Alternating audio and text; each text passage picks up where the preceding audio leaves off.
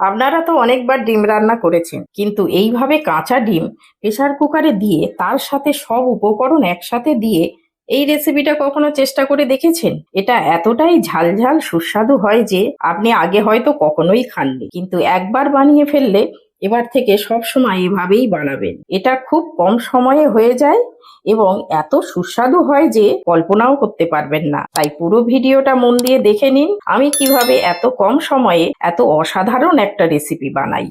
এই রেসিপিটার জন্য আমি এখানে 6টা ডিম নিয়েছি।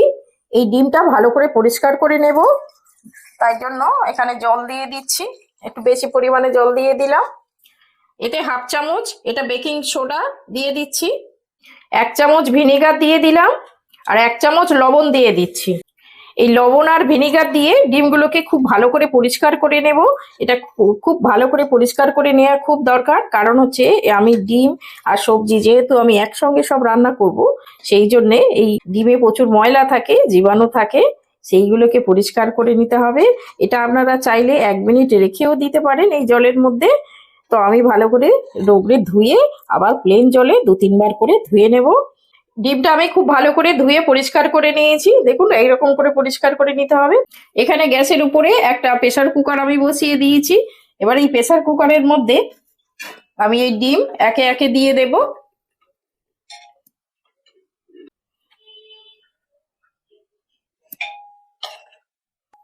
আমি এই সব ডিমগুলো প্রেসার কুকারের মধ্যে দিয়ে দিলাম। এবারে সব সবজিগুলো এই প্রেসার কুকারের মধ্যে দিয়ে দেবো।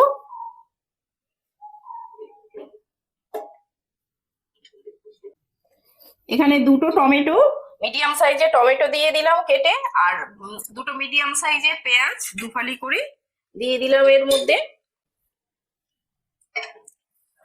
আর কিছুটা ধনেপাতা দিয়ে দিচ্ছি, আর 3টে লাল লঙ্কা। তো আমি একটুখানি শুকনো লঙ্কা দিলাম, আপনারা যদি শুকনো লঙ্কা না খান তাহলে কাঁচা লঙ্কা দিতে পারেন। এখানে হাফ ইঞ্চি আদা নিয়েছি, এটা বড় করে নিয়েছি, এইভাবে দিয়ে দিলাম। এখানে 7টা রসুন কোয়া, একটু ছোট ছোট কোয়া, তো আমি এগুলোকে দিয়ে দিচ্ছি।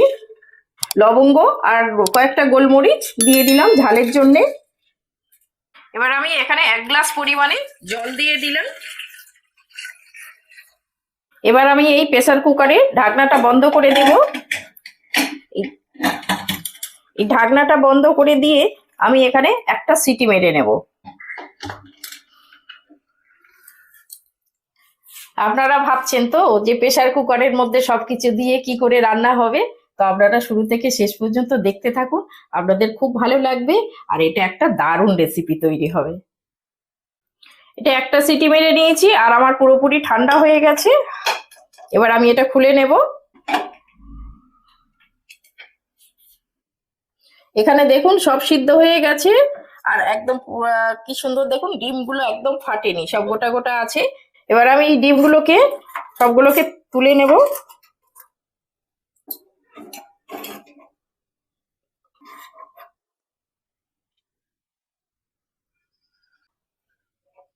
আমি সব ডিমগুলোকে দেখুন তুলে নিয়েছি, একটুও ডিম ফাটেনি বা খোসা উঠে যায়নি, একদম পরিষ্কার আছে। এখানে দেখুন টমেটোগুলো কি সুন্দর গলে গেছে। এই টমেটোগুলোর এই খোসাগুলোকে আমি একটু ছাড়িয়ে নেব এইভাবে। এই দেখুন টমেটোর খোসাগুলো খুব সুন্দরভাবে উঠে যাচ্ছে। এইভাবে টমেটোর খোসাগুলো সবগুলো তুলে নেব। সব কি সুন্দর একদম উঠে চলে যাচ্ছে, এই দেখুন। এইভাবে আমি সব টমেটোর খোসাগুলো তুলে নিলাম। এবার আমি এইগুলোকে একটুখানি ঠান্ডা হতে দেব। আমার ডিমগুলো পুরোপুরি ঠান্ডা হয়ে গেছে, এবার আমি ডিমগুলোকে ছাড়িয়ে নেব।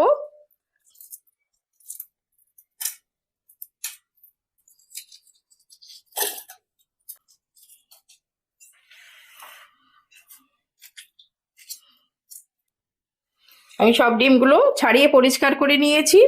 এবার একটা ডিম নিয়ে এই ছুরি দিয়ে আমি এইভাবে একটু বেশি করে কেটে নেব। এইভাবে আমি কেটে নেব সবগুলোকে। এইগুলো কেটে নিলে কি হবে, এর মধ্যে সব মশলা লবণ সবগুলো যাবে, আর ডিমটাও খেতে খুব টেস্টি হয়ে যাবে।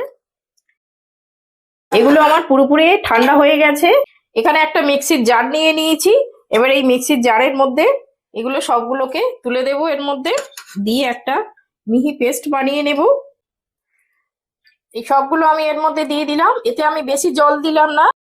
এটা আবার পেস্ট হয়ে গেছে, দেখুন এরকম মিহি হবে। এখানে আমি গ্যাসের উপরে প্রেসার কুকার বসিয়ে দিয়েছি। প্রেসার কুকারটা আমি মুছে পরিষ্কার করে নিয়েছি। এটা আমার গরম হয়ে গেছে। এতে আমি 2 টেবিল চামচ মতো সর্ষের তেল দিচ্ছি। এই সর্ষের তেলে এই রান্নাটা করলে টেস্টটা খুব সুন্দর আসে। এখানে আমার তেলটা গরম হয়ে গেছে, এবার আমি ডিমটা ভেজে নেব। এবার আমি ডিমগুলো এর মধ্যে দিয়ে দিচ্ছি। এর মধ্যে একটু হলুদ দিয়ে দিচ্ছি। হলুদ দিয়ে দিলে কি হবে, ডিমের যে সুন্দর একটা কালার আসে। আমার ডিমগুলো ভাজা হয়ে গেছে, দেখুন আমি খুব বেশি কড়া করিনি, এরকম একটু হালকা করে ভেজে নিয়েছি। এবার আমি সবগুলো তুলে নেব। এই ডিম ভাজার যে তেলটা আছে, এই তেলের মধ্যে আমি একটু জিরে আর হিং ফোড়ন দিলাম। হিংটা যদি আপনাদের অপছন্দ হয় হিংটা বাদ দিয়ে দিতে পারেন, কিন্তু হিঙের একটা খুব সুন্দর একটা ফ্লেভার আসে। ফোড়নটা আমার হয়ে গেছে, ফোড়নটার খুব সুন্দর গন্ধ বেরোচ্ছে।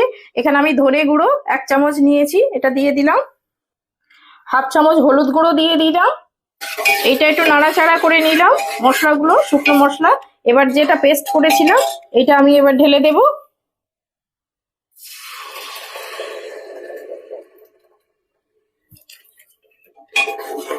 এইটা ভালো করে, খুব ভালো করে কষাতে হবে।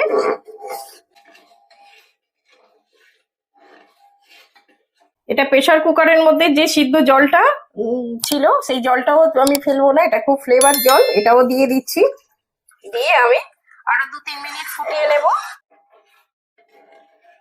এতে স্বাদ মতো লবণ দিয়ে দিচ্ছি। ভেজে রাখা ডিমগুলোকে এবার দিয়ে দেব এর মধ্যে। এর মধ্যে অল্প কিছু কড়াইশুঁটি দিয়ে দিচ্ছি। এই ডিমের কারির সঙ্গে কড়াইশুঁটিটা খুব ভালো খেতে লাগে, তাই জন্য একটু কড়াইশুঁটি দিয়ে দিলাম। দিয়ে একটু ভালো করে নাড়িয়ে দেব। আর এটা খুব বেশি আমি ঝোল করছি না, আর এটা ঝোল খুব ভালোও লাগে না। এটা আমি ঢাকনা দিয়ে, ঢাকনা বন্ধ করে আরো 5 মিনিট ফুটিয়ে নেব। ফুটিয়ে নিলে আমার রান্না রেডি।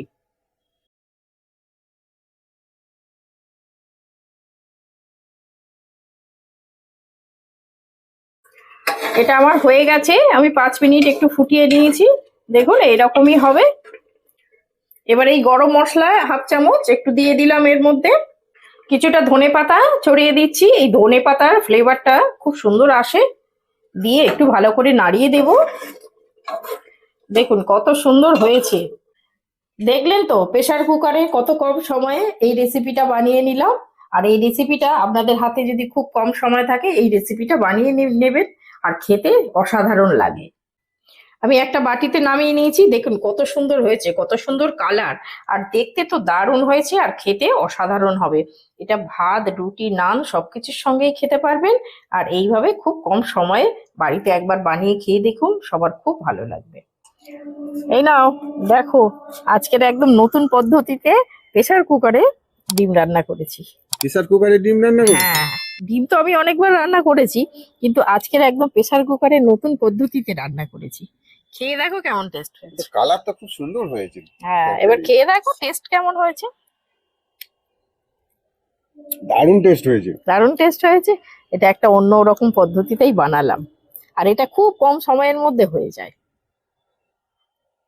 দারুণ টেস্ট। দারুণ টেস্ট না? এটা ভাত, রুটি সবকিছুর সঙ্গেই খেতে পারবে।